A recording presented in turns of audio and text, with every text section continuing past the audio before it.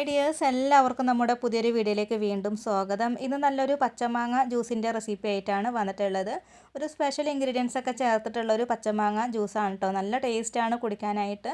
അപ്പോൾ നമുക്കിത് എങ്ങനെയാണ് തയ്യാറാക്കിയിട്ട് എടുക്കാമെന്ന് നോക്കാം. അതിന് മുന്നായിട്ട് നമ്മുടെ ചാനൽ ആദ്യമായിട്ട് കാണുന്ന കൂട്ടുകാരൊക്കെ ഉണ്ടെങ്കിൽ ഒന്ന് സബ്സ്ക്രൈബ് ചെയ്യുക, പിന്നെ എല്ലാവരും ഒന്ന് ലൈക്ക് ചെയ്യുക കേട്ടോ. അപ്പോൾ നമുക്ക് ഈ ഒരു പച്ചമാങ്ങ വെച്ചിട്ടുള്ള ജ്യൂസ് എങ്ങനെയാണ് തയ്യാറാക്കിയിട്ട് എടുക്കാമെന്ന് നമുക്ക് നോക്കാം.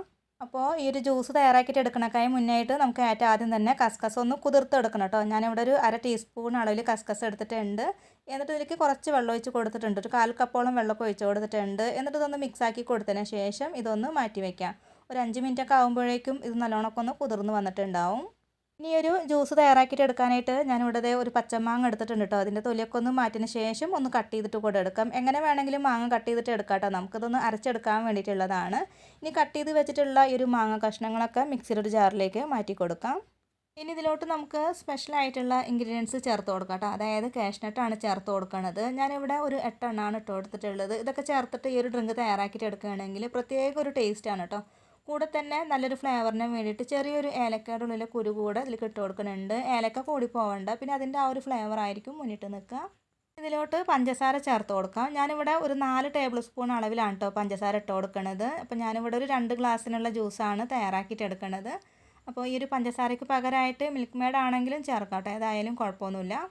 ഇതിലോട്ട് തണുത്ത വെള്ളം ഒഴിച്ച് കൊടുത്തതിന് ശേഷം ഇതൊന്ന് അടിച്ചെടുക്കാം കേട്ടോ. ഞാനിവിടെ 2 ഗ്ലാസ് വെള്ളമാണ് ഒഴിച്ച് കൊടുത്തിട്ടുള്ളത്. പിന്നെ ഞാനിതിലേക്ക് ഐസ് ക്യൂബ് ഇട്ട് കൊടുത്തിട്ട് അടിച്ചെടുക്കാനൊക്കെ ആയിട്ട് വിട്ടുപോയിട്ട്, അപ്പോൾ ഞാൻ പിന്നീട് ഐസ് ക്യൂബൊക്കെ ഇട്ട് കൊടുത്തിട്ട് വീണ്ടും ഒന്നും കൂടെ അടിച്ചെടുത്തിട്ടുണ്ട്. ഇനി അടിച്ചെടുത്തിട്ടുള്ള ഈ ഒരു ജ്യൂസ് ഒന്ന് അരിച്ചു കൂടെ എടുക്കാം. ഈ ഒരു ജ്യൂസ് നമുക്ക് അരിക്കാണ്ടൊന്നും കുടിക്കാൻ പറ്റില്ല കേട്ടോ. നല്ലോണം അരിച്ചെടുത്തതിന് ശേഷം മാത്രമേ കുടിക്കാനൊക്കെ പറ്റുള്ളൂ. നല്ലോണം വേസ്റ്റൊക്കെ ഉണ്ടാവും കേട്ടോ, മാങ്ങക്കല്ലേ. പിന്നെ ചെറിയ കണ്ണിയുള്ള അരിപ്പയിലൊക്കെ അരിച്ചെടുക്കുകയാണെങ്കിൽ നല്ല ക്ലിയർ ആയിട്ട് തന്നെ നമുക്ക് ഈ ഒരു ജ്യൂസ് കിട്ടും കേട്ടോ. ഞാനിപ്പോൾ വലിയ കണ്ണിയുള്ള അരിപ്പയാണ് എടുത്തിട്ടുള്ളത്. അപ്പോൾ ഇതേ നന്നായിട്ട് തന്നെ അതിൻ്റെ ആ ഒരു വേസ്റ്റൊക്കെ കിട്ടിയിട്ടുണ്ട് കേട്ടോ, കണ്ടില്ലേ. അപ്പോൾ ഇതൊക്കെ ഒന്ന് മാറ്റാം. ഇതിപ്പോൾ ഞാനിവിടെ നല്ലോണം അരിച്ചെടുത്തിട്ടുണ്ട് കേട്ടോ. അപ്പോൾ ഇത്ര മതി. ഇനി നമുക്കിത് ഗ്ലാസ്സിലേക്ക് ഒഴിച്ച് കൊടുക്കാം. അപ്പോൾ ഞാൻ കുറച്ച് ഐസ് ക്യൂബൊക്കെ ഒന്ന് ഗ്ലാസ്സിലേക്ക് ഇട്ട് കൊടുക്കുന്നുണ്ട്. 2 ഗ്ലാസ്സിലേക്കും ഇട്ട് കൊടുത്തതിന് ശേഷം നമ്മൾ നേരത്തെ കുതിർത്ത് വെച്ചിട്ടുള്ള ആ ഒരു കസ്കസ് ഉണ്ടല്ലോ, അത് കൂടെ ഇട്ട് കൊടുക്കാം കേട്ടോ. അപ്പോൾ നല്ലോണം കുതിർന്ന് വന്നിട്ടുണ്ട്.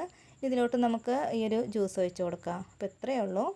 അപ്പോൾ വളരെ പെട്ടെന്ന് തന്നെ തയ്യാറാക്കിയിട്ട് എടുക്കാൻ പറ്റിയിട്ടുള്ള നല്ല ടേസ്റ്റി ആയിട്ടുള്ളൊരു ജ്യൂസാണ് കേട്ടോ. അതിൽ നമ്മൾ ആ ഒരു കാഷ്നട്ടൊക്കെ ചേർത്ത് കൊടുത്തിട്ടുള്ളത് കാരണം പ്രത്യേക ഒരു രുചിയാണ്.